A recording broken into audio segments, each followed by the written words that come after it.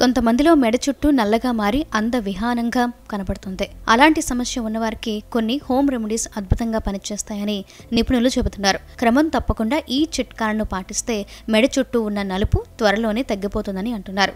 2 స్పూన్ల ఓట్స్ పౌడర్తో కొద్దిగా పెరుగు కలిపి మెడకు రాసి మసాజ్ చేసి బాగా ఆరిన తర్వాత చల్లటి నీటితో కడిగితే మంచి ఫలితం ఉంటుందంటున్నారు.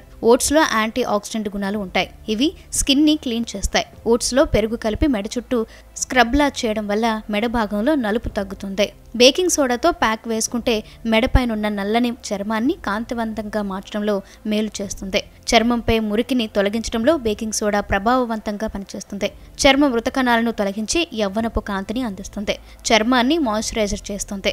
బంగాళదుంప కూడా ఈ సమస్యకు మంచి పరిష్కారంగా చెప్పవచ్చు. బంగాళదుంప రసాన్ని మెడకు రాసి కొద్దిసేపు అలాగే ఉంచి తర్వాత గోరువెచ్చని నీటితో కడగాలి. క్రమం తప్పకుండా ఇలా చేస్తూ ఉంటే త్వరలోనే నలుపు తగ్గుతుంది. కలబంద చర్మానికి అనేక ప్రయోజనాలను అందిస్తుంది. చర్మాన్ని కాంతివంతంగా మార్చే సామర్థ్యం ఉంటుంది. మెలనిన్ ఉత్పత్తికి కారణమయ్యే ఎంజైమ్ చర్యను నిరోధించడం ద్వారా చర్మాన్ని కాంతివంతంగా చేస్తుంది.